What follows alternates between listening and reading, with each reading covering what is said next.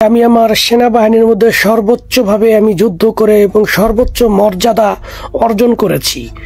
সেক্ষেত্রে আমার প্রতিদ্বন্দ্বী কিছু লোক আছে, তারা আমার নামে অনেক খারাপ খারাপ বাজে মন্তব্য করছে, কিন্তু তখন শুধু আপনাদেরকে বলেছি, কিন্তু তা বাস্তবে প্রমাণ দেইনি। এখন আমি আপনাদেরকে বাস্তবে প্রমাণ দিব এবং দেখবেন যে আমার নাম সহ ঠিক আছে কিনা। তো আজকে 9 নভেম্বর 2025 সাল। পুরস্কারটা আমি অনেক আগেই পাইছি, কিন্তু এটা আমার হাতে আসে নাই। কিন্তু আজকে আমাকে আনুষ্ঠানিকভাবে সকলে মিলে আমার ব্যাটালিয়নের যিনি মেন কমান্ডার, উনি আইসা আমাকে এটা বুঝাইয়া দিছে এবং এটা ভিডিও করে তার মন্ত্রণালয়ে পাঠাইছে। তো ওই সময় আমি ভিডিও করতে পারি নাই, কারণ তাদের সামনে মোবাইল বের করে ভিডিও করা আমার জন্য নিষিদ্ধ, তাদের জন্য না। তো আজকে আপনারা দেখেন, এই দেখেন আমি আমার মেডেল অর্জন করছি রাশিয়ান।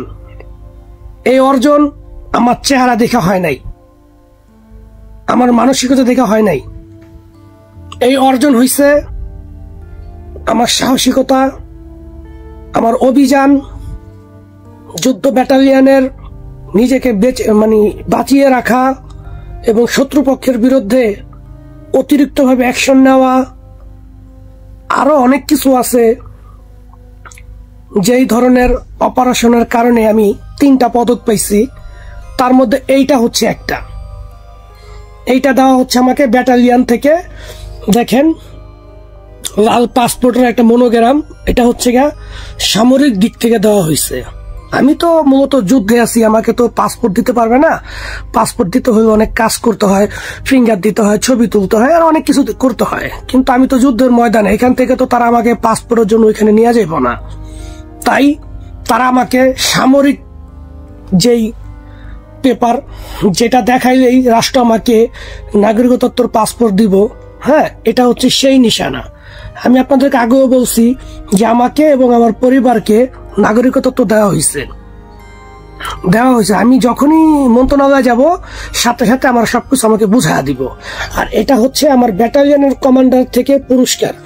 এখন আসেন, অনেকে তো বলতে পারে যেটা ফ্যাক আছে না, বাংলাদেশের মানুষ তো যা বলে তাই বিশ্বাস করে, প্রমাণ ছাড়া উল্টা কথা বলে। আমি আজকে আপনাদেরকে নাম সহ দেখাবো, তো আপনারা দেখেন।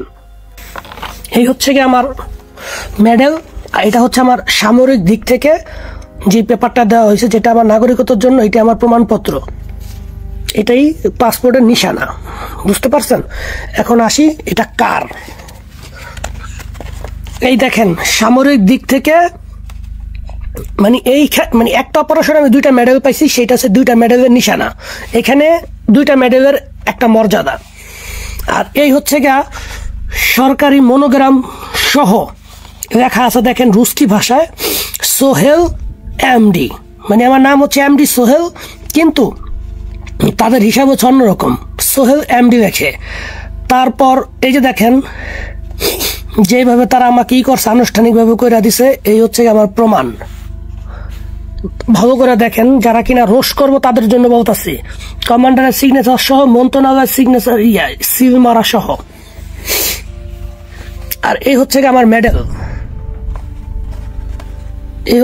মেডেল, যেটা কিনা আমি যখন শহরে যাব, তখন আমি আমার ঠিক এই জায়গার মধ্যে এটা লাগাবো এবং মন্ত্রণালয়কে বুঝাবো যে আমি একজন বীর সৈনিক ছিলাম, তাদের জন্য জীবন বাজি রেখা যুদ্ধ করছি, সেটার প্রমাণ থাকবে আমার এই নিশানায়।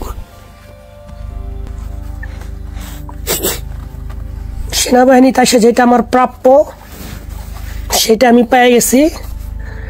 তবে আপনাদের ভালোবাসা আমাকে অনেক অনেক অনুপ্রেরণা যোগাইছে। আরেকটা কথা আমি আপনাদেরকে বলি, বাংলাদেশের তরুণ সমাজ, আপনারা কখনোই কোনো যুদ্ধ অংশগ্রহণ করবেন না। যুদ্ধ খুবই ভয়াবহ, খুবই মারাত্মক। বুঝতে পারছেন? এটার যে বিস্তারিত বর্ণনা দিয়ে শেষ করতে পারবো না। তাই কখনোই কোনো কারণে টাকার লোভ হোক আর সম্পদের লোভ হোক, কখনো যুদ্ধ অংশগ্রহণ করবেন না। বিশেষ করে এই সেনাবাহিনীতে অংশগ্রহণ করবেন না, ঠিক আছে? আমি অনেক মৃত্যু থেকে ফিরাইছি, অনেক মৃত্যু দেখছি, সেটার উপর বিশ্লেষণ করে আমি আপনাদেরকে সঠিক সিদ্ধান্ত জানাইয়া দিছি। আমার ভিডিও দেখে কখনো আপনারা কি করবেন না, উৎসাহিত হবেন না, কখনোই না। এটা খুবই ভয়াবহ, বিশ্বাস করেন। আপনি হয়তো উৎসাহ করে আসতে পারেন এখানে, কিন্তু আপনার মৃত্যু কনফার্ম। বুঝতে পারছেন? আমার ভিডিওগুলো দেখবেন এবং বুঝতে পারবেন আমি অনেক কিছু আপনাদেরকে প্রচার করে দেখাইছি। কখনোই আপনারা আসবেন না। আর আমার এই অর্জনের কোনো ভূমিকা নাই। যদি আমিই না থাকি তো এই অর্জনটা কি করুম? আজকে বাইচা সালাম দেখাই তারা আমাকে এই পুরস্কারটা দিচ্ছে। দয়া করে ভাই কেউ আসবেন না, ঠিক আছে? অনেকে বলে আমি একজন স্নাইপার না, আমার এখানে স্নাইপারের মনোগ্রাম, ঠিক আছে?